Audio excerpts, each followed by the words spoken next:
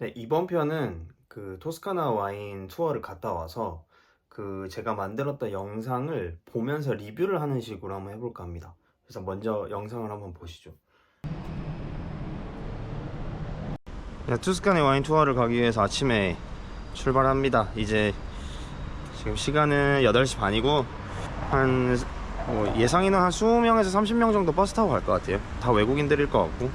네, 가서 이제 오늘 하루 종일 투스카니에서 이제 와인 시음하고 이제 뭐 거기에 맞춘 페어링 파스타들까지 한번 다 체험해보고 오는 걸로 해보겠습니다.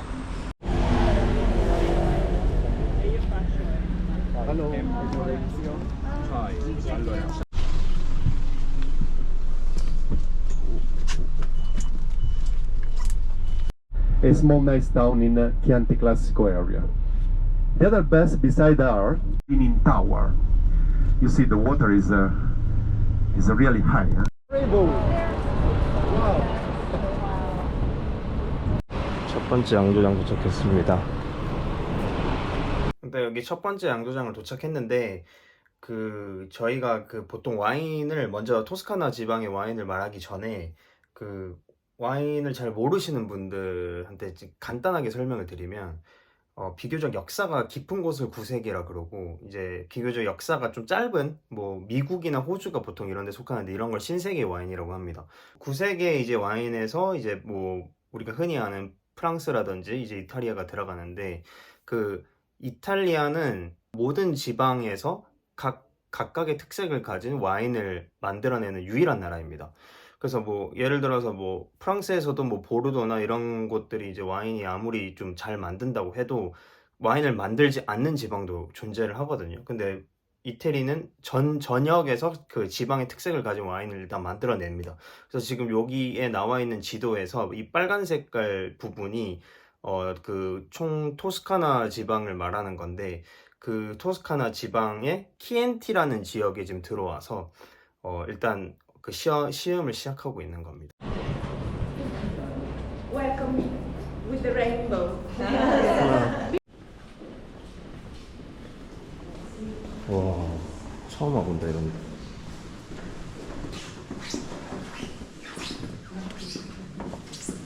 저장소인가?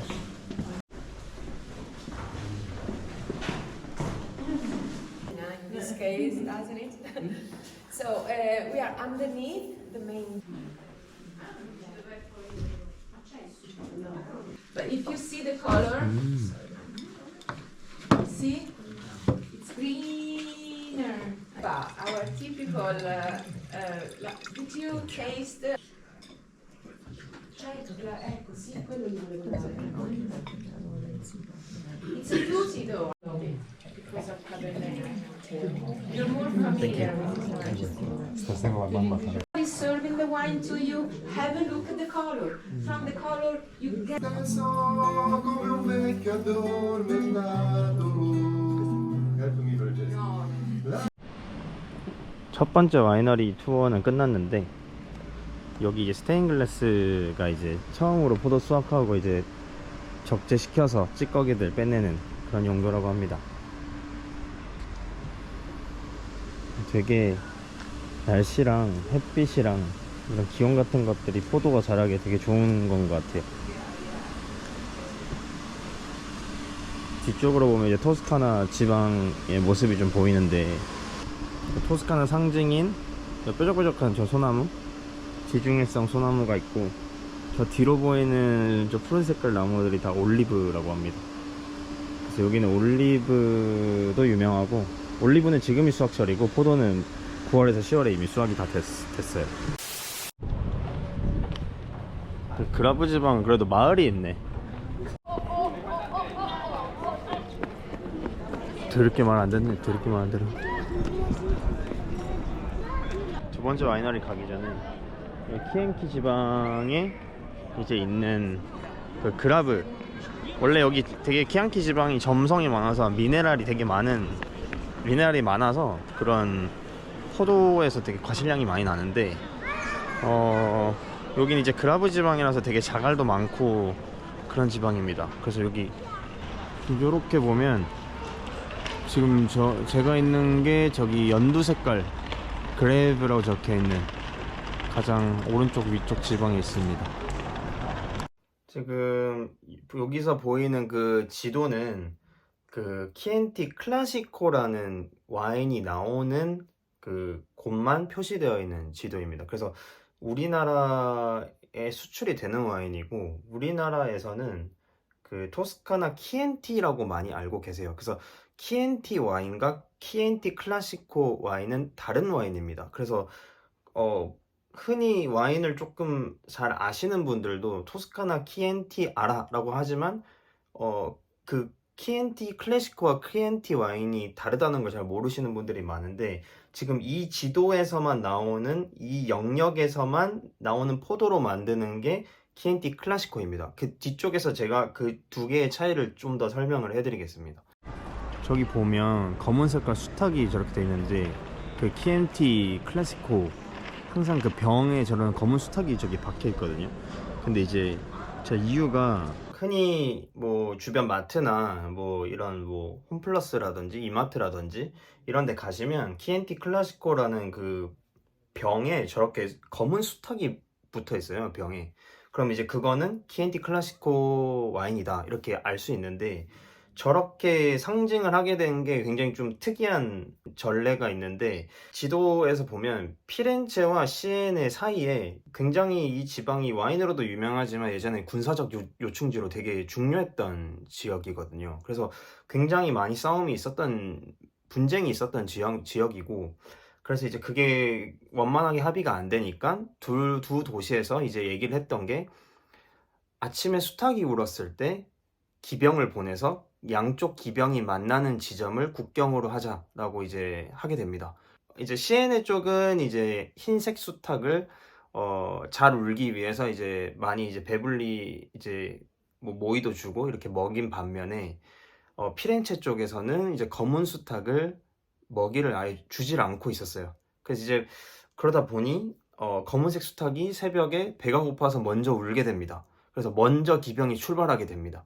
그래서 조금 더 이 키엔티 클래시코 지방에서 피렌체의 영역이 조금 더 많아지고, 결국에 나중에는 그래서 이제 이 심볼이 검은색 수탉으로 하자 이렇게 돼서 현재 모든 키엔티 클래시코 병에서 나오는 와인의 그 병에는 이 마크가 달려 있습니다. 진짜 날씨가 좋네요. 햇살도 좋고. 내가 포도여도 진짜 맛있게 나오겠다. 이탈리아 에스프레소를 한번 먹어보겠습니다. 오, 맛있다. 에스프레소 이런 맛이야. 피렌체 젤라또, 원조인 피렌체의 원조, 이탈리아의 원조 젤라또인 도시. 뭐라는 거야? 이게 여담이지만 피자의 원조는 나폴리고 파스타의 원조는 중국이라고 합니다. 젤라또의 원조는 피렌체입니다. 두 번째 와이너리에 도착했습니다. So the name is Caserma because Emma was the first owner. So this is our first wine. Thank you. Our Cortina. Vigna Pantano, a blend of Sangiovese, Malvasia Nera and Canaiolo. That's really so good. We'll sit down that place tonight.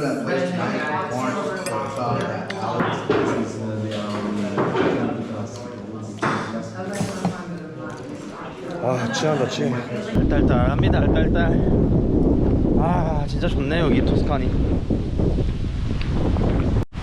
여기가 저쪽은 다 포도밭이고 여기 올리브밭인데, 올리브가 아직 수확을 안 했거든요. 이게 이제 사람이 하나씩 다 따야 되는데, 그래서 이제 한 달 반 정도 걸려서 수확을 한다고 합니다. 여기 보면 올리브가 이렇게 많이 익어 있어요. 이렇게 따서 먹어볼까? 올리브가 따서 바로 먹는 건 아니래요. 바로 먹으면 쓰고 며칠을 좀 이렇게 물에 해야 된다.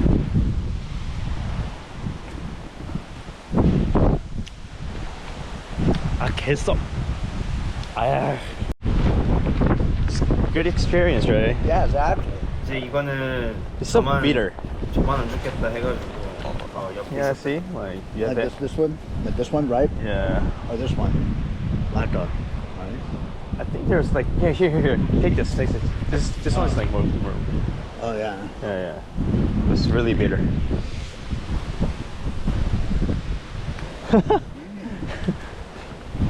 No, it helps. Yeah. Okay, so ladies and gentlemen, I'm Andrea. I will be your wine expert for this tour. Okay, so I will try to show you one more or less. The owner he escaped from here and he went to Washington DC.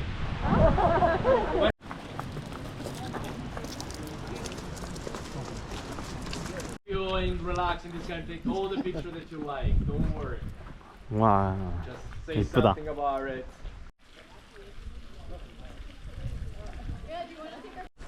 전형적인 이탈리아 여름 맨션의 정원입니다. 토스카나 지방에 가면 굉장히 그 귀족들의 별장들이 많아요. 이게 다 여름 별장들이고, 그래서 여름에는 항상 이렇게 별장으로 사용되고 있고, 겨울에는 이렇게 많이 비어 있는데, 이 정원에서 보면 얘네들이 뭐 중국을 가면 이제 뭐 금을 상징하는 뭐 이렇게 뭐 금 색깔이라든지 뭐 그런 걸 하잖아요. 걔네들도 상징하는 게 있잖아요.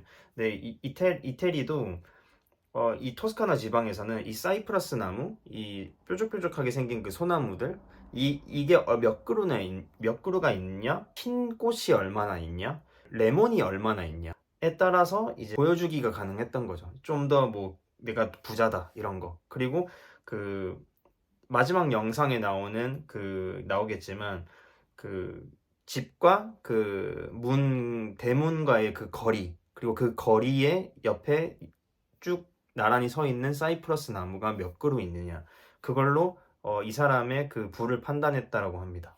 You wanna sit there? Yeah, that's fine. Alright. So The seventh.